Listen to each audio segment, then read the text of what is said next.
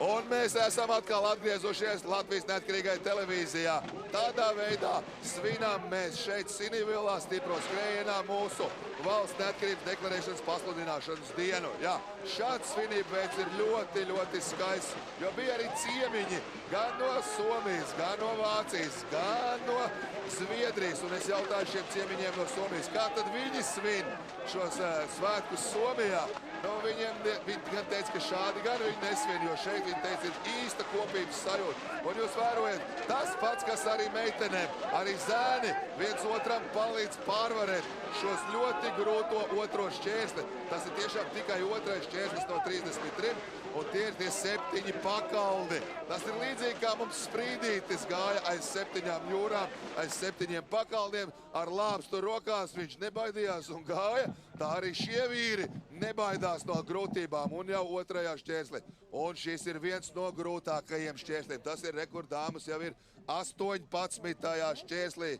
Tas ir pat 19. šķērslis. 4 metri 20 centimetri augsts šķērslis. Un šī ir viena no līderēm. Viena no līderēm Ieva Mauliņa. Viena no līderēm uz 19. šķērsļa, kas saucās aizsargvaļņi. Un vīri tikmēr ir iekļuvuši tīreļpurvā. Jā, kājas slīd arī ir mutē, gan ūdens, gan smiltis, gan salmi. Bet neskatoties uz to, vīri turpina. Viņi nebaidās no grūtībām. Viņi šādā veidā dara sev prieku un dara, domāju, arī jums, cienījamie televīzijas skatītāji, prieku. Kāda kopības sajūta un kā mēs varam svinēt. Arī runājot ar policistiem, kas mums palīdzēja uzraudzīt šeit kārtību, viņi teica, šis ir paraugs, kā jāsvin svētki. Nekādu ekscesu, viens otram smaida, palīdz. Visi ir smaidīgi un apmierināti. Lūk, tā ir jāsvin svētki. Un es domāju, ka šī tradīcija šādā veidā svinēt šos svētkus Sinīvilā 4. maijā tā kļūst par ļoti labu tradīciju. Un, protams, mēs ceram, ka arī nākotnē šeit atbrauks tie cilvēki, kas ir ļoti saistīti bijuši ar šo 4. maiju. Un viņi tiks uzaicināti varbūt kā goda viesi, lai varbūt arī kāds saņemsies un noskries. Jo es šodien redzēju cilvēks, kuram bija 60 gadi. 60 gadi, un viņš pieveica šo disciplīnu, šo grūto trasi, kas bija sagatavota stipro skrējienam 360 gadu cilvēkam. Bija dalībnieki ar milzīgi, tā teikt, svaru. Viņiem dažam dalībniekam pat bija 125 kilogrami. Tātad var pieveikt šo trasi arī tādi cilvēki. Galvenais ir ticēt un gribēt. Jā, ļoti liels dalībnieku skaits. Ja iepriekšējā gadā mums bija 800 dalībnieki, tad šajā gadā jau 1500. Un ja mēs tā progresēsim, tad es varu iedomāties, cik daudz dalībnieku būs jau nākošajā gadā šajā pašā trasē, kur tiks varbūt piebūvēta. Un lūk, Inga Dauškāne pārvar vienu no šķēršļiem. Redzat, cik grūti iet līderei. Cik grūti, un tā vēl nav pat. Viņa pazūd putās, kas ir ļoti sarežģīti. Paskatieties, nav ko elpot, viss vienās putās. Lūk, šādi šķēršļi bija un viņa dodās uz to tiltu, kurš bija mums filmā redzams, pār kuru devās mūsu karavīri, mūsu latviešu karavīri cīņā pret ienaidnieku un izcīnīja brīvību mūsu valstī. Viņi ticēja, viņi bija ar šo domu apsēsti, un arī šie dalībnieki ir ar domu apsēsti, ka viņiem ir jāpierāda, un viņi var šādi atzīmēt svētkus. Man liekas, tas ir ļoti, ļoti patīkami. Un arī laika apstākļi bija mums tiešām labvēlīgi. Ne lietus, ne sniegs, lai gan 2 dienas iepriekš šai pašā trasē bija sniegs un 3 grādu temperatūra. Nu, protams, ka ūdens nav sasils. Dalībniekiem tas ir milzīgi grūti izdarīt, jo tas, protams, un arī šāds šķērslis bija. Mums tur jāpārvar dažādas automašīnas. Jāpārkāp viņām, augšā lejā, arī meitenēm pār šiem visām mašīnām, kuras tika filmētas dažādās filmās un atrodas šajā Sinīvilas pilsētiņā. Viss kaut kas tur tālāk bija 2 ugunsdzēsēju mašīnas, kas lēja augstu ūdeni, vienotrai virsū, starp tām arī bija jāizskrien. Tad bija jārāpo zem vagoniem, jāskrien cauri ugunim, iedomājies, cauri dzīvam ugunim bija jāskrien. Jāpeld 40 metri pār Rudolfa dīķi, tā saucamo. Tie, kas ir vērojuši vai skatījušies filmu Rudolfa mantojums, jūs variet paņemt tagad nomā vai kādā varbūt ir mājās, uzlikt pēc tam apskatīties šo dīķi, kur bija jāpeld 40 metri. Lūk, cik daudz cilvēku un cik izturīgi ir šie šķēršļi. Lūk, kādi ir uzbūvēti šķēršļi, ka viņi var izturēt šādu cilvēku daudzumu, kuri neskatoties uz grūtībām turpina šo trasi skriet un veikt pat šādā veidā, kāds tur pāma ar akrobātiskiem veidiem pārvar mūsu šķērsli, kas saucās pirtiņa. Paulika kafijas maisi.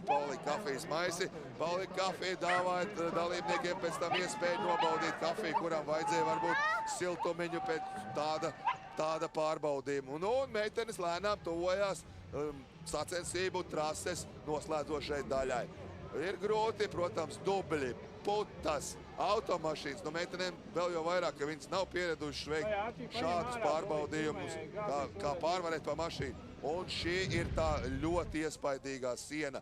4,20 metri. Un tādas sienas. Un lūk, kā pārvar dažas meitenes putas. Un tas ir fantastiski. Arī es pirmo reizi redzu, lūk, ugunsdzēsēju lej virsū ūdeni. Trase turpinās uz nākamo. Un arī šādi tiek atsvaidzinātas meitenes. Un ne tikai arī zēni, un, protams, mums vēl būs arī komandas sacensības. Un šajā gadā ir interesantas nominācijas. Mēs uzzināsim spēcīgāko augstskolu. Tur ir spēcīgāka augstskola. Mēs uzzināsim spēcīgāko pašvaldības komandu. Un, protams, mēs uzzināsim spēcīgāko uzņēmumu draugu komandu. Lūk, Andrejs Ēķis un Niks Volmārs, jā. Un droši vien tie ir Andreja dēli. Nu, lūk, viņi kopā jau ir tīreļpurvā.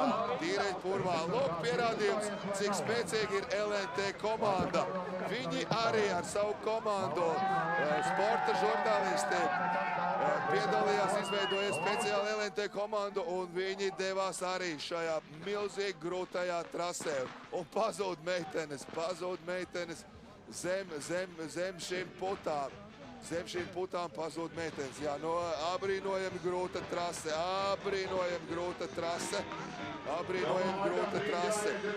Meitenes turpina, neskatoties uz to, ka šīs putas ir ļoti dziļas. Jā, nu ir droši vien kāda trauma iegūta. Jā, nu tiešām vajag uzmanīgi veikt. Un kā es teicu, galvenais jau šodien trasē nav rezultāts. Ir kopības sajūta, svētku svinēšana un tas, ka mēs to varam izdarīt. Un pievarēt šo milzīgi sarežģīto trasi, kas bija sagatavota no organizatora. Un organizatori, protams, mēģināja aicināt dalībnieks uzmanīgi veikt, jo jūs paši saprotat, cik sarežģīti ir pārvarēt šos riepu kalnus, putu jūras. Kādi tik nav šie šķēršļi sagatavoti. Jā, nu ļoti grūti. Dalībnieki vēl ar vien turpina izretoties visas trases garumā un mēģina arī ar viltībām izskriet cauri dažiem šķēršļiem. Un pamazām jau tuvojās pirmie dalībnieki finišam, kamēr daži vīri ir tikai vēl pirtiņā, kas ir tikai 7. šķērslis. Bet ar kādu smaidu, ar kādu sirds tādu prieku vīri dodās pāri šiem šķēršļiem, un tas ir prieks. Nevienam nav skumji, un neviens, kas finišē, neviens neteica, ka viņš jūtos slikti vai kā, lai gan tiešām dažam bija ļoti slikti, varbūt pat ar veselību, jo ļoti grūta trase, bet tāpēc jau viņš saucās stipro skrējiens. Nu, ar šo es domāju, ka mēs esam izdarījuši to, ka Ziemeļa Eiropā šādas trases vairāk nav nekur, un iespējams, ka nākošajā gadā, kad ļoti daudz televīzijas kompānijas būs redzējuši šo ierakstu, tad viņas varēs paskatīties. Inga tuvojās izšķirošajiem šķēršļiem. 3 šķēršļi ir palikuši.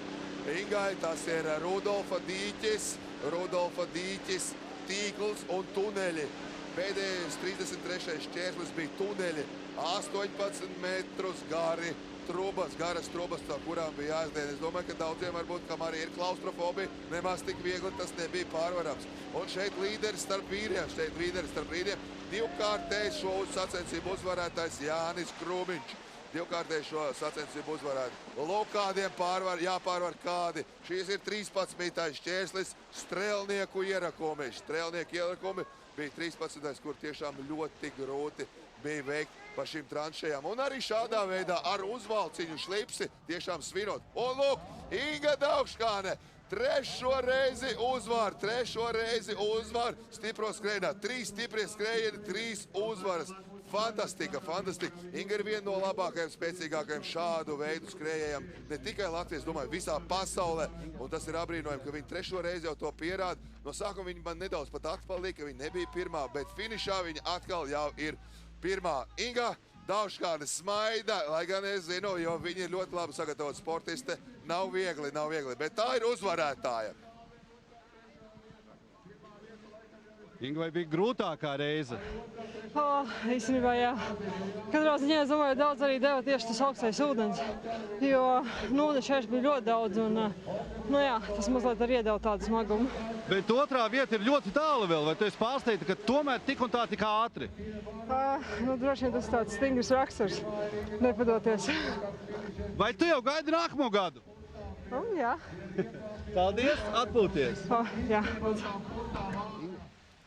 Un turpinās stipro skrējiens 3. Arī šāds šķērslis bija, kur bija sakrauti visādi salmu ruļļi. Arī viņi bija jāpārvar. Un ar kādu ātrumu dalībnieki pārvar strēlnieku ierakumus. Un lūk, otrā dalībniece ir ieradusies. Tā ir Krista Mihailova. Krista Mihailova arī ir atskrējusi. Un viņa ir tiešām varbūt priecīga, jo tiešām nav viegla trase. Un viņa to arī ir pieveikusi. Un tikmēr ugunsdzēsēji izmanto šāvas šļūtenes, lai atsvaidzinātu dalībniekus. Grūti! Ļoti. Cik augsti? Augsti šausmīgi peldēt bija. Bet tā ir ok, ja skrien. Kurš spējiens? Pirmais. Un jau otrā vieta? Jā. Pagājušais bija tikai skatītājs šodien. Izdomāju arī piedalīties un bija labi. Kas bija grūtākais šķērslis? Peldēšana. Kurā šķērslī? Tur pie beigām vēl bija viens grūts. Tur jākāp pāri sienām. Tas bija vienkārši šausmīgi. Tas bija vienkārši šausmīgi. Lūk, šis ir tas šausmīgais šķērslis. Kristas izpratnē 4 metri, 20 centimetri augsts. Siena barjera jāpārvar. Un tā peldēšana bija tepat Rudolfa dīķi. Tā bija tiešām viens no ļoti grūtajiem pārbaudījumiem, kur arī ļoti palīdzēja glābēji. Un paskatieties, vesela rinda ir izveidojusies strēlnieku ierakumos. Nav viegli. 13. šķērslis. Strēlnieku ierakumi. Lūk, vīri izjūt, kā tas ir karot, kad ir lietus, dubļi, augstums, un tev ir jāizstāv sava dzimtene. Un lūk, Jānis Krūmiņš apstiprina to, ko viņš teica arī sākumā pirms intervijas, ka viņš centīsies uz labāko rezultātu, un viņš ir to izdarījis. Viņš arī tāpat kā Inga Daugškāne ir izdarījis to, ko vēl neviens, un tāpēc varbūt arī viņam numurā ir numurs 3. Trešo reizi, trešajā stipro skrējienā par uzvarētāju kļūst Jānis Krūmiņš, un izskatās, ka viņš nemaz nav noguris. Jā, ļoti iespaidīgs rezultāts no Jāņa Krūmiņa puses. Jā, 40 minūtes pagāja un trešā uzvara trešajā reizē piedaloties. Jā, viegli nebija. Inga atkal uzvarēja un teica, ka esot bijis drusku grūtāk. Bija grūtāk un augstāk mazliet bija un slapjāk bija un dubļi vairāk un bija grūti. Tas otrais šķērslis, es sapratu. Nē, otrais nē, tur Rudolfa dīķis īstenībā tas bija. Tas bija ļoti augsts ūdens. Tās putas nebija jiftīgas. Putas, nē, putas tas tā. Bet labi, ka nomazgāja. Jā, tā pa laikam, tu sasmērējies, atkal tad var nomazgāties nākamajā šķēršļā, atkal pa dubļiem, atkal nomazgāties. Un tagad nedaudz atkal atpūtīsimies, paskatīsimies, un jums vēl priekšā ir arī komandu starts. Neliela reklāmas pauze tuvojās, un skatāmies, kā vīri lien nezināmajā zem tilta strēlnieku ierakumos.